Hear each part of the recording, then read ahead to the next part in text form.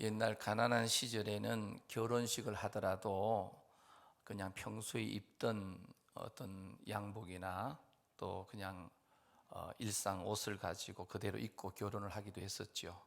하지만 지금은 이제 결혼식 때 신랑과 신부는 멋진 예복을 차려 입습니다. 새로 맞춘 예복인 멋진 양복과 또 신부는 웨딩드레스를 입기 때문에 결혼식장에 가면 누가 신랑 신부인지 금방 표시가 나게 마련입니다. 이렇듯 이 결혼식 예복이나 연주자들이 입는 화려한 연주복이나 또 육해 공군 군인들이나 또 경찰관들이 입는 이 정복 차림의 모습은 정말 멋있습니다. 특히 이 정복 가운데 제 어린 시절의 기억은 이 해군의 정복을 볼 때 머리부터 발끝까지 하얀색으로 입은 그 정복의 모습은 참으로 보기 좋았습니다. 간호사 선생님들을 우리가 이 백의의 천사라는 말을 하죠. 순백의 이 정복 차림의 이 간호사들의 모습을 보면 정말 말 그대로 백의의 천사라는 느낌을 줍니다. 그 사람이 어떤 예복이나 정복을 입고 있느냐 하는 것은 그 사람의 신분을 구별하는 주요 역할을 하게 됩니다.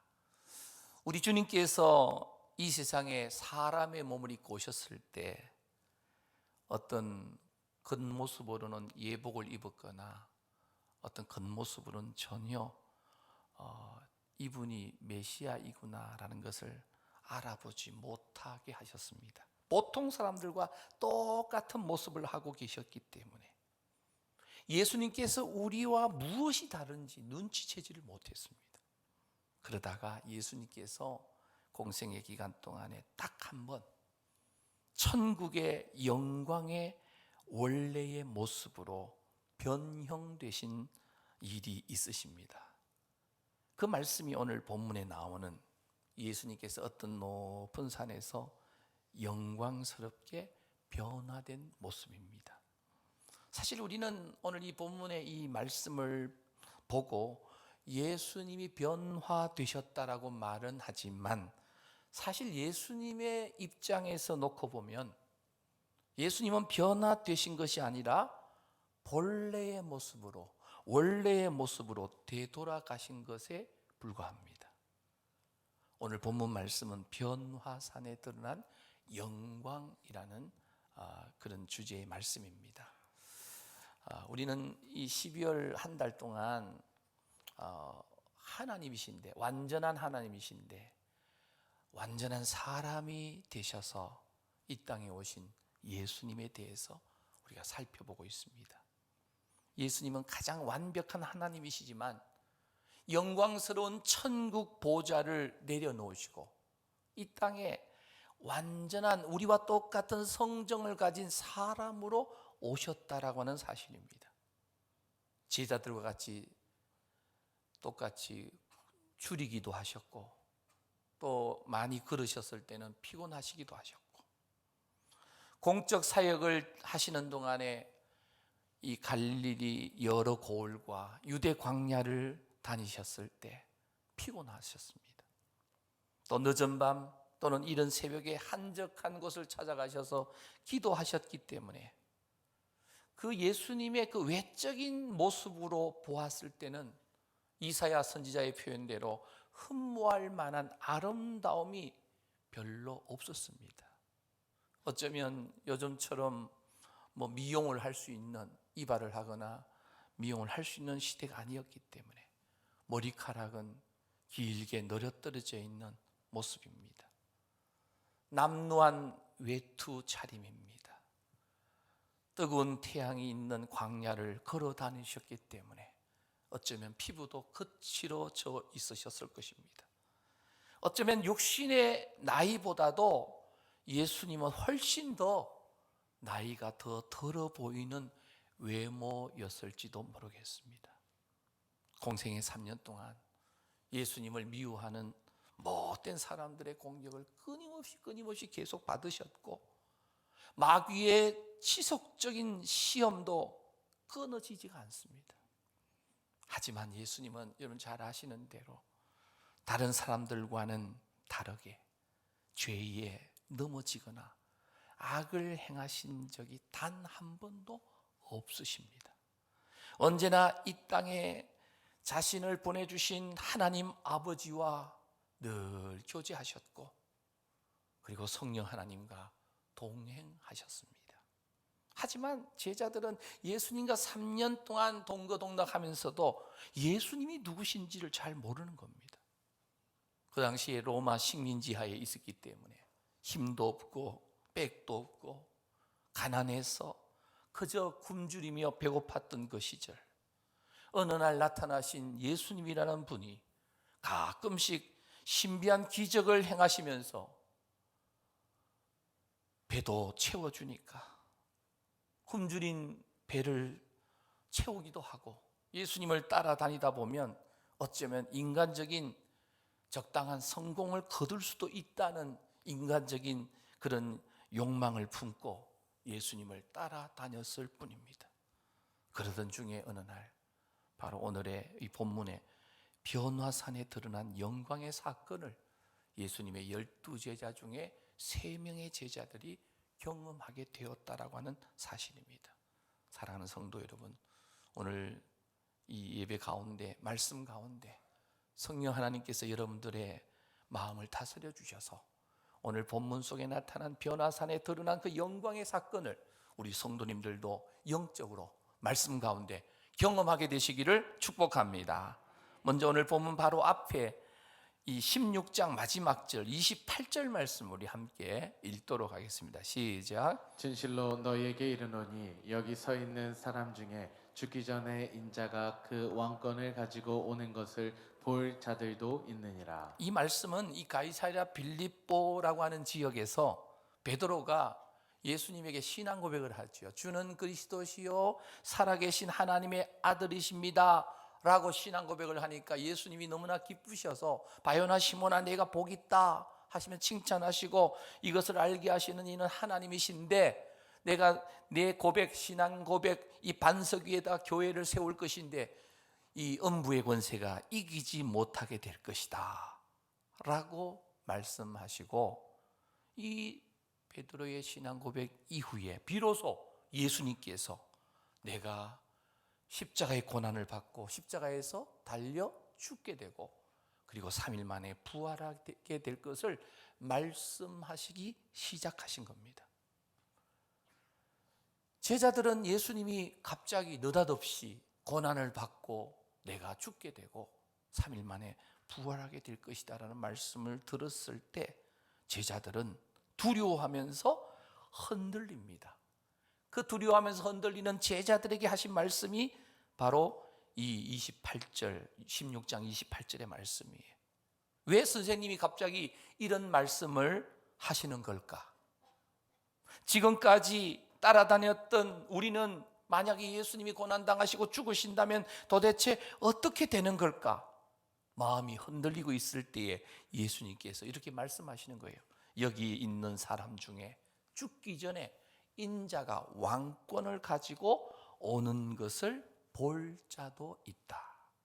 그리고 나서 오늘 본문 17장으로 넘어오는 겁니다. 오늘 1절 말씀, 본문 1절 말씀 우리 함께 읽겠습니다. 시작. 엿새 후에 예수께서 베드로와 야고보와 그 형제 요한을 데리시고 따로 높은 산에 올라가셨더니, 죽기 전에 왕권을 가지고 오는 것을 볼 자가 있다라고 하는 말씀을 하신 지 6일이 지난 후입니다.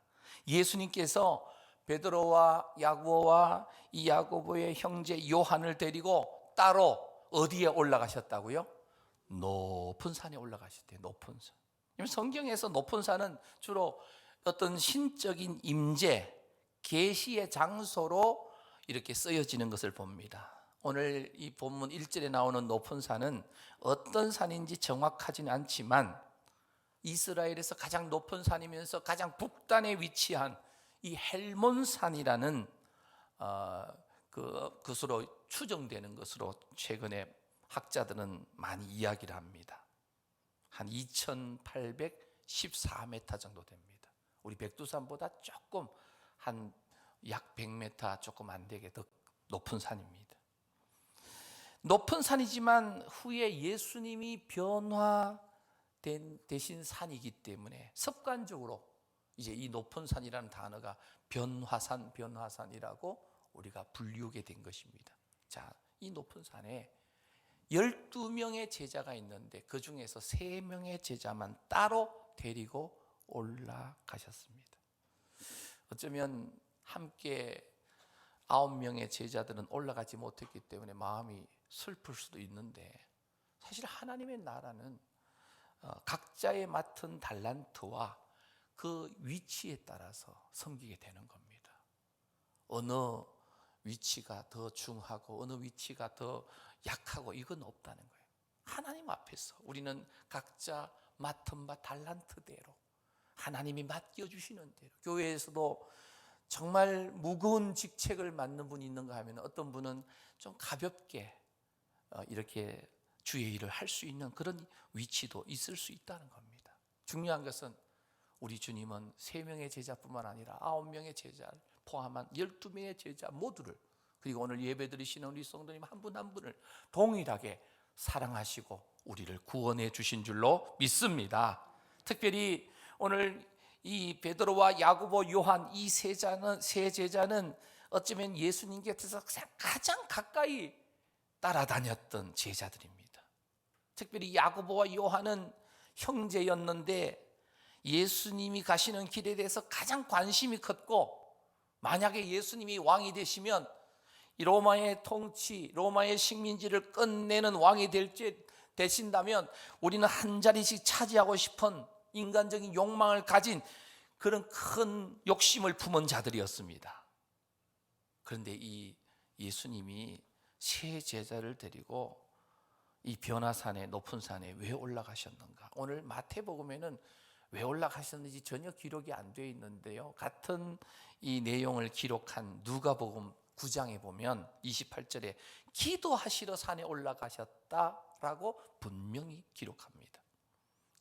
예수님이 산에 왜 가시겠어요? 내가 운동을 위해서 등산 좀 해야겠다? 아닙니다. 그냥 늘 하시는 대로 높은 산에 기도하시러 올라가신 거예요. 그런데 세 제자를 데리고 가신 겁니다. 산에 도착하자마자 좀 쉬었다가 기도하자가 아니고 바로 기도하기 시작하신 겁니다. 베드로와 야고보, 요한 3명의 제자들도 선생님 예수님이 기도하시기 시작하니까 옆에 앉아서 기도를 따라서 시작했습니다. 그런데 여러분 잘 아시는 대로 3명의 제자의 기도는 오래가지 못합니다. 누가복음 9장 32절에 보면 베드로와 및 함께 있는 자들이 깊이 졸다가 그럽니다. 여러분들 2000m가 넘는 약 3000m가 가까이 되는 그런 산에 등산을 했으니 얼마나 피곤하겠습니까? 피곤할 만하죠. 그래서 이내 골아떨어진 겁니다. 제자들은 예수님이 기도하시는 자리에 겟세마네 동산에 기도하러 갔을 때도 역시나 기도를 좀 시작하자 말자 금방 졸았고 깊은 잠에 빠지는 거예요. 하지만 예수님은 이 땀이 핏방울이 될 정도로 간절하게 겟세마네 동산에서도 기도하셨습니다. 어쨌든 이 높은 산, 변화산에서 기도하실 때 놀라운 광경이 펼쳐지는 겁니다. 오늘 본문 2절 말씀입니다. 우리 함께 읽겠습니다. 시작. 그들 앞에서 변형되사 그 얼굴이 해같이 빛나며 옷이 빛과 같이 희어졌더라. 세 제자 앞에서 변형됩니다. 그 얼굴이 해같이 빛난답니다. 오늘 예배드리신 우리 성도님들 얼굴이 해같이 빛나게 되시기를 축복합니다. 우리가 행복하면, 기분이 좋으면 얼굴이 환합니다. 근데 수심이 가득하고 왠지 걱정이 있고 여러 가지 수치가 있을 경우는 얼굴이 자신도 모르게 어두워지는 거예요. 비록 세상에 코로나로 또 여러 가지 불경기로 또 혹한으로 우리의 육신적인 상태는 위축될 수 있지만 예수 그리스도, 예수 생명을 가진 오늘 저와 여러분들은 예수님 안에서 행복감으로, 기쁨으로 우리 얼굴이 환해지기를 주님의 이름으로 축복합니다. 그래서 하나님을 대면하는 사람, 하나님 앞에 서는 사람은 그 얼굴이 영광의 빛이 나올 수밖에 없습니다. 물론 예수님은 하나님이시죠. 그래서 예수님 자신이 그냥 빛을 발하시는 분이에요. 그래서 얼굴이 해같이 빛나는 거예요. 지금까지는 사람의 그 형상을 입은 사람의 모습만 보여주었는데 얼굴이 해같이 빛납니다. 뿐만 아닙니다. 옷이 빛과 같이 휘어졌더라. 옷도 휘어지는 거예요. 출애굽기 34장 29절에 보면 모세도 하나님과 대면했는데 시내산에서 이 40일 동안 하나님을 대면하니까 모세의 얼굴이 광채가 났다고 했어요. 빛이 났다고 했어요. 이스라엘 백성들이 모세가 시내산에서 내려오는데 모세의 얼굴이 환한 겁니다. 눈이 부셔서 바라볼 수가 없는 겁니다. 그래서 모세가 수건을 가지고 얼굴을 가렸다 그랬습니다. 오늘 예배 드리시는 우리 성도님들 모두의 얼굴도 정말 성령 안에서 하나님의 말씀을 듣고 우리 영안이 떠져서 천국을 보고 우리의 얼굴이 환하게 변형되어지기를 주님의 이름으로 축복합니다. 그래서 이 얼굴이 빛나고 해같이 빛나고 옷이 빛과 같이 휘어졌다는 이 표현 자체가 더할 나위 없이 거룩한 상태, 예수님의 모습이 완전한 그런 모습으로 변형되신 그 모습을 이야기합니다. 그런데 놀라운 것은 오늘 본문 3절입니다. 우리 3절 말씀 함께 읽겠습니다. 시작. 그때에 모세와 엘리야가 예수와 더불어 말하는 것이 그들에게 보이거늘 예수님이 변형된 모습만 봐도 표현할 수 없는 황홀한 장면인데 눈앞에 베드로와 야고보 요한의 눈앞에 누가 나타났느냐? 구약의 유명한 두 선지자가 나타납니다. 그리고 예수님과 대화를 합니다. 누굽니까? 모세와 엘리야입니다. 세 제자는 예수님과 모세와 엘리야가 지금 대화를 하고 있는 장면을 지켜보고 있습니다. 그러면 왜 하필이면 모세입니까? 아브라함도 있고 다윗도 있고 노아도 있고 예레미야 선지자도 있고 이사야 선지자도 있는데 왜 하필 모세입니까? 또 왜 하필 엘리야입니까? 이 두 사람이 갖는 성경 전체의 어떤 위치 때문일 것입니다. 모세나 엘리야는요, 직접 하나님을 만난 사람들이에요. 그것도 어디서? 시내산에서, 호렙산에서. 먼저 모세는 예수님의 예표이자 모형인분입니다. 신명기 18장 15절입니다.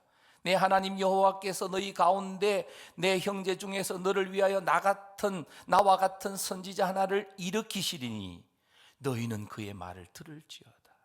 신명기는 모세가 기록했는데요, 여기서 이 내 형제 중에서라는 말은 사람의 모양으로라는 뜻이에요. 내 형제 중에서 너를 위해서 나 같은 선지자 하나를 일으키겠다. 나와 같은 선지자 하나를 일으킨다는 이 표현 자체가 사람의 몸을 입고 이 땅에 오실 예수님을 모세가 바로 신명기 18장 15절에서 이미 이야기하고 있는 것입니다. 그래서 이 모세는 바로 이 땅에 오시는 예수 그리스도의 예표입니다. 그런데 예수님이 어떻게 오시는가? 이 내 형제 중에서라는 이 사람의 모양으로 오신다는 거예요. 변화산 위에 모세가 등장한 이유는 예수 그리스도의 모형이고 예표였던 모세가 변화산에서 예수님과 함께하고 있는 것을 보여줌으로써 예수님께서 바로 신명기 18장 15절에 이 모세가 예언한 그분임을, 하나님이시지만 온전한 인간의 몸을 입고 이 땅에 오신 하나님이심을 확인시켜 주시기 위해서 모세가 변화산에 등장하는 겁니다. 엘리야 선지자 누굽니까? 여러분 잘 아시는 대로 이 아합과 이세벨의 폭정 속에 바로 바알과 아세라의 이 선지자들을 기손 시내가에서 쳐 죽였던 그러한 심판의 어떤 메시지를 던진 엘리야 선지자입니다. 그래서 이 종말에 관한 사인을 주는 분이 바로 엘리야 선지자인데, 종말 그럴 때 이 종말이 말세가 언제냐? 예수 그리스도가 이 땅에 오시는 초림 때로부터 예수님의 재림의 시간까지 이 기간을 종말의 기간이라 그럽니다. 여러분들, 예수님이 이 땅에 오심으로 이미 심판이 시작된 거예요. 예수 그리스도를 구세주로 영접하는 자에게는 영원한 생명이 보장되는 줄로 믿습니다. 아멘이시죠? 예수 그리스도를 영접하지 않는 자에게는 영원한 지옥 불못이 준비되어 있습니다. 그래서 우리 개혁주의 칼빈주의 입장에서 이 종말은 예수님께서 이 땅에 육신의 몸을 입고 오심 이 초림 때로부터 재림, 예수님이 다시 오시는 그때까지의 이 기간을 종말의 기간인데, 이 종말의 기간에 바로 길이요 진리요 생명이 되신 예수님을 영접하는 자는 영원한 생명을 얻고 오늘 변화산에서 드러난 이 하나님의 영광의 자리에 우리 모두도 들어가게 되는 줄로 믿습니다. 그래서 이 모세와 엘리야가 변화산 위에 등장한 것은 우연이 아니라는 거예요. 그렇게 예표된 중심 인물인 이 사람의 몸을 입고 오신 예수 그리스도가 지금 베드로와 야고보, 요한 너희들 앞에 서 있다는 거예요. 그래서 변화산 위에서 확인시켜 주는 거예요.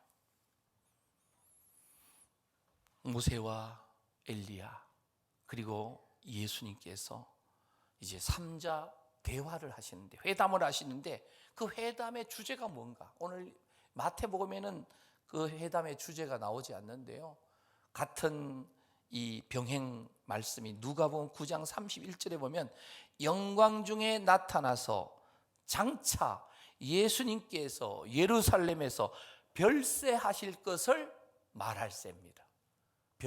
별세가 뭐예요? 그분 별세하셨다 할 때 뭡니까? 죽으셨다. 십자가의 죽으심에 대해서 주제예요. 여러분들 지금 변화산에 드러난 그 영광 가운데 주제가 뭐냐면 모세와 엘리야와 그리고 인간의 몸을 입고 이 땅에 계시는 예수님이 3자가 영광 중에 나눈 주제, 대화, 회담 주제가 예수님의 별세 이야기예요. 별세, 예수님의 죽으심에 대한 이야기. 우리는 영광 중에 있으면 이 죽는 것에 대해 생각을 못할 때가 많지요. 중요한 것은 이 별세라고 하는 단어를 이 헬라 원문에 보니까요, 엑소도스라는 말을 써요. 이 엑소도스라는 말이 무슨 뜻이냐면 이 죽음이라는 단어와 탈출이라는, 건져냄이라는 의미가 들어있어요. 뭘 말할까요? 모세는 출애굽시킨 이스라엘 백성들을 430년간 종살이하는 애굽에서 출애굽시킨 구원자 모세입니다. 그러면 모세가 예표하고 모형으로 이 예수님의 역할을 했다면, 예수님은 예수님의 십자가의 죽으심으로, 별세하심으로 엑소도스를 이루시는 거예요. 엑소도스가 뭐예요? 출애굽 또는 죄와 사망에서 건져내신다는 거예요. 오늘 저와 여러분들을 죄와 사망에서 탈출시키신 우리 구주 예수님이신 줄로 믿습니다. 이 주제를 놓고 지금 이 베드로와 야고보와 요한이 지켜보는 가운데 예수님과 모세와 엘리야가 회담을 하고 있는 거예요. 근데 그 장면을 보면서도 이 제자들은 아직 그 의미를 못 알아듣고 있습니다. 그래서 오늘 본문 4절에 보면 베드로가 무슨 말을 해요? 황홀경에 빠져가지고 자기가 무슨 말을 하는지도 몰라요. 사실 성경에서 이야기로만 듣던 모세를 지금 눈앞에서 보고 있잖아요. 그리고 엘리야 선지자도 보고 있잖아요. 갈멜산에서 바알과 아세라 선지자들과 전투를 해서 영적으로 하늘에서 불이 내려서 이겼던, 이 말로만 듣던 성경의 인물 엘리야를 베드로가 보니까 정신을 못 차리는 거예요. 예수님, 모세, 엘리야, 너무나 광경이 황홀하고 좋은지 자기가 무슨 말을 하는지도 모르면서 예수님께 이렇게 말씀합니다. 주님, 여기다 그냥 초막새 지을게요. 무슨 뜻일까요? 그냥 이곳에 살고 싶어요. 이 영광의 순간을 놓치고 싶지 않아요. 이곳 떠나기 싫어요. 세 분 그냥 여기서 같이 우리와 함께 삽시다. 예수님이 변화산에서 가만히 계시면 인류의 구원이 이루어집니까? 안 이루어집니까? 이루어질 수가 없지요. 중요한 것은 우리가 말을 할 때 기특한 생각을 해서 무슨 말을 불쑥불쑥 던질 수 있지만, 정말 중요한 것은 내가 하는 말이 성경 말씀에 하나님의 뜻에 맞느냐가 가장 중요합니다. 하나님의 뜻을 찾을 수 있는 우리 모두가 되시기를 축복합니다. 그래서 본문 5절에 이런 말씀이 나옵니다. 우리 함께 읽겠습니다. 시작. 말할 때에 호련히 빛난 구름이 그들을 덮으며 구름 소리가 속에서 소리가 나서 이르시되 이는 내 사랑하는 아들이요 내 기뻐하는 자니 너희는 그의 말을 들으라 하시는지라. 베드로가 무슨 말을 하는지도 모르고 말을 할 때 호련히 구름이 와서 그들을 다 덮습니다. 그리고 구름 속에서 큰 음성이 들리는 겁니다. 이는 내 사랑하는 아들이요 하면서 아주 아마 화어링이 들어간 소리로 이는 내 사랑하는 아들이요. 아마 그래서 너무나 이들은 놀랐습니다. 너희는 그의 말을 들으라. 예수님이 온전한 하나님이셨지만 사람의 몸을 입고 오셨지만 지금 베드로와 야고보 요한은 아직도 정신을 못 차리고 있는 거예요. 그래서 오늘 6절 7절에 보면 제자들이 그 음성을 듣고 엎드려서 심히 두려워하는 겁니다. 두려워할 때 어때요? 벌벌벌 떨을 수 있죠. 그때 예수님께서 나와서 그들에게 손을 대시면서 말씀합니다. 일어나라, 일어나라. 두려워하지 말라. 오늘 본문 8절을 보면 제자들이 눈을 들고 보니까 오직 예수님 외에는 아무도 보이지 않았습니다. 예수님 외에는 보이지 않아요. 모세도 없고 엘리야도 이제 가고 없고 황홀경의 시간도 지나가고 마지막에 누가 남아요? 오늘 우리 인생의 삶에 끝까지 남아야 될 한 분, 예수님이신 줄로 믿습니다. 여러분들 혹시나 치매가 걸리고 기억력이 사라지더라도 예수 이름 한 분만은 잊지 말게 되시기를 축복합니다. 정말 중요하죠. 예수 이름이 나의 구원의 이름이고 예수님만이 나의 생명이고 예수님만이 나의 힘이고 예수님만이 나의 바위가 되시는 줄로 믿습니다. 그래서 오늘 9절 말씀에 보면 예수님이 이렇게 말씀하세요. 인자란 말은 하나님의 아들이지만 사람임을 표현할 때 성경은 인자라는 말을 써요. 인자, 사람의 아들이라는 단어인데요. 온전한 사람임을 설명할 때 인자라고 하는데 인자가 죽은 자 가운데서 살아나기 전, 부활하기 전까지는 오늘 본 영광의 이 사건을 아무에게도 말하지 마라. 한마디로 침묵하라고 그럽니다. 침묵하라. 여러분 제자들이 정확하게 이 상황을 이해했다면 침묵을 강조할 이유가 전혀 없습니다. 근데 제자들은 아직도 이 변화산에 드러난 영광의 모습이 무엇을 의미하는지를 모르는 거예요. 그래서 침묵을 강조하는 거예요. 여러분들 성경의 뜻을 제대로 모르면서 또 일어나고 있는 모든 상황들을 전혀 이해하지 못하면서 어떤 말을 하게 되면 그 말이 점점 더 어떻게 돼요? 혼란을 가져오게 되는 겁니다. 가장 중요한 게 뭐예요?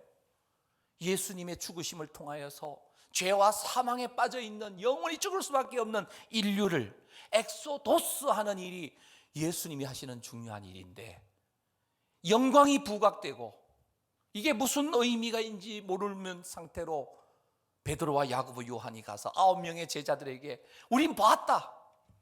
변화산에서 놀라운 영광을 봤다. 근데 설명을 못하는 거예요.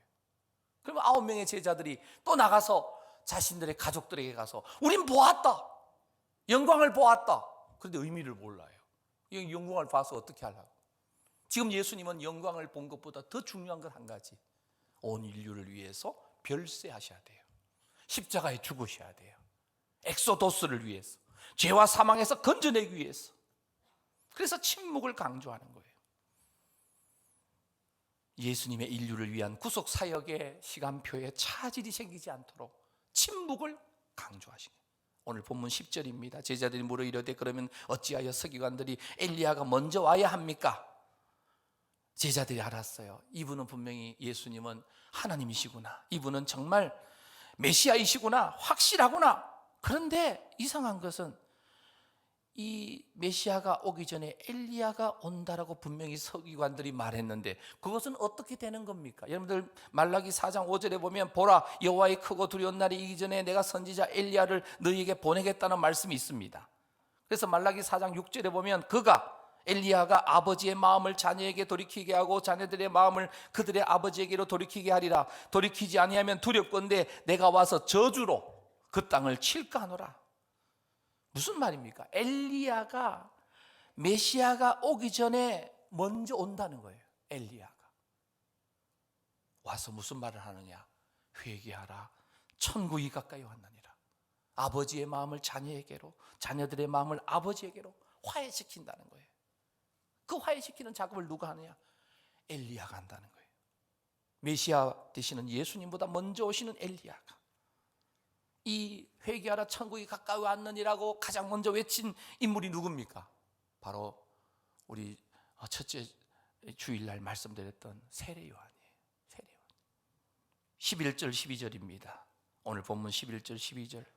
예수께서 대답하여 이르시되 엘리야가 과연 먼저 와서 모든 일을 회복하리라. 내가 너에게 말한다. 엘리야가 이미 왔지만 사람들이 알지 못하고 임의로 마음대로 대우하였도다.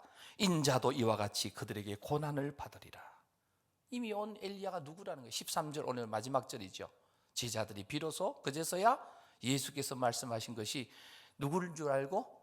세례 요한인 줄 알았다. 세례 요한이 말라기 선지자가 구약 성경 마지막 말라기 선지자가 이야기했던 엘리야가 바로 세례 요한이라는 거예요. 세례 요한을 어떻게 대접했습니까? 헤롯 왕이 감옥에 가두고 자신의 생일날 딸 헤로디아가 춤출 때에 너가 원하는 거 다 주겠다 하니까 세례 요한의 목을 달라고 하니까 세례 요한을 목을 잘라가지고 쟁반에다 담아서 그 헤로디아라고 하는 헤롯의 딸에게 전달했다는 거예요. 진노를 살 미치광이의 짓을 헤롯 왕이 한 것이죠. 예수님께서 말씀하시는데 선지자가 말씀의 예언대로 온 것도 몰라서 그를 임의로 대하고 죽였다면 하나님의 아들인 내가 메시아로 왔다는 사실을 사람들이 알 리가 있겠느냐? 그래서 나를 마음대로 취급하고 결국은 십자가에서 나를 못 박아 죽이게 될 것이다. 그 별세가 바로 엑소도스, 죄와 사망에서 우리를 건져내게 된다는 거예요. 이 말씀이 히브리서 4장 15절에 이렇게 나옵니다. 우리에게 있는 대제사장은 우리의 연약함을 동정하지 못하실 리가 아니요 모든 일에 우리와 똑같이 시험을 받으신 이로되 죄는 없으시니라. 예수님은 온전한 인간으로 우리와 똑같이 고난도 당하시고 시험도 겪으시고 연약함에 처해지셔서 고통과 고난을 당하지만 마지막에는 변화산에 드러난 그 영광스러움에 도달하게 될 것이다 라는 것을 알려주시는 거예요. 여러분, 이 말씀에 우리가 감격이 있습니다. 흠없는 순결한 완전한 인간으로 오셨지만 그래서 우리가 이 땅에서 당하는 모든 그러한 시험과 연약함을 다 당하셨지만 에덴 동산에서 첫 사람 아담과 하와는 시험에 걸려서 넘어졌습니다. 그리고 에덴 동산을 잃어버렸습니다. 그런데 둘째 아담이신 예수님은 시험에서 넘어지지 않으셨습니다. 죄가 없으십니다. 동정녀 마리아에게 태어나셨고 순결하게 오셨습니다. 죄 없이 오셔서 죄 있는 우리들을 천국 백성 삼아 주시려고 십자가 위에서 돌아가 주신 줄로 믿습니다. 그 은혜를 힘입어서 오늘 저와 여러분들이 예배 자리에 올라와서 이렇게 예배 드리는 줄로 믿습니다. 히브리서 4장 16절 말씀 우리 함께 크게 읽겠습니다. 시작. 그러므로 우리는 긍휼하심을 받고 때를 따라 돕는 은혜를 얻기 위하여 은혜의 보좌 앞에 담대히 나아갈 것이니라. 아멘. 우리가 은혜의 보좌 앞에 나올 수 있는 것은 흠없으신 주님께서 나를 위해 십자가에 달려 돌아가 주셨기 때문에, 대속 죽음을 주고 주셨기 때문에 우리는 그 십자가의 공로 의지하고 예수 그리스도의 그 의의 옷을 우리가 입음으로 오늘 이 자리에 은혜의 보좌 앞에 나와서 예배드리는 줄로 믿습니다. 이 변화산에 드러난 영광으로 변형된 모습은 신적 존재로서의 영광의 모습이라기보다는 온전한 인간이셨지만 고난을 당하신 뒤에 이 변화산에 드러난 그 영광의 모습으로 다시금 들어가게 된다는 거예요. 그것을 오늘 우리들에게 알려줍니다. 너희들이 지금도 아직은 연약하지만, 아직은 부족하지만, 너희들 또 넘어지고 실수하지만 그 가운데서 절망할 수 없고 소망에 붙들릴 수밖에 없는 것은 바로 예수님께서 우리가 걸어가야 될 그 길을 걸어주셨고 온전한 인간으로 영광을 드러내셨기 때문에 우리도 분명히 변화산에 드러난 그 영광에 참여할 수 있게 된다는 사실을 믿으시기를 바랍니다.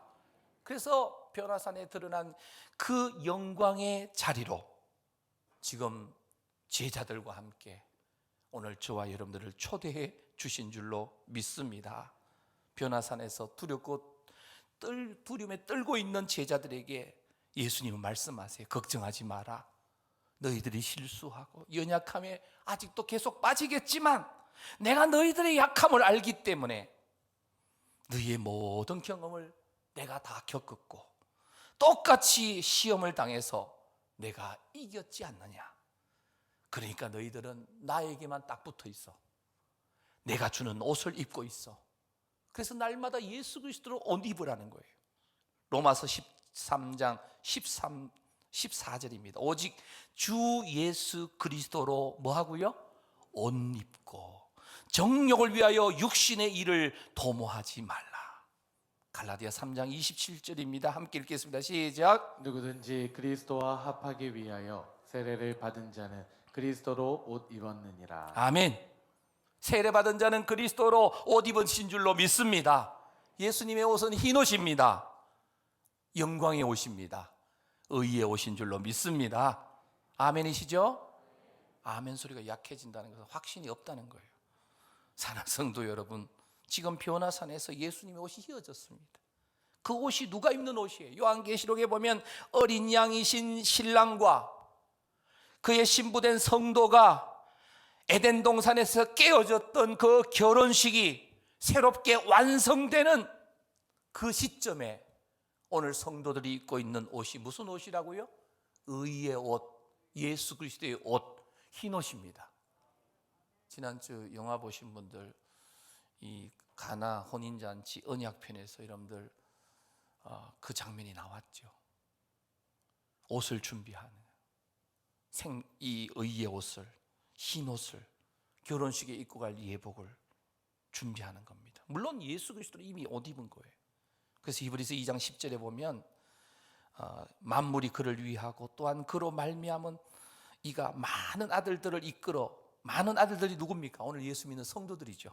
영광에 들어가게 하시는 일에 그들의 구원의 창시자를 고난을 통하여 온전하게 하심이 합당하도다. 어렵지요. 그런데 여기 보면 많은 아들들을 이끌어 영광에 들어가게 하시는 일, 변화산에 드러난 그 영광의 자리로 구원의 창시자 예수님의 고난을 통해서 우리를 그 자리로 이끌어 가시는 것이 합당하다. 할렐루야.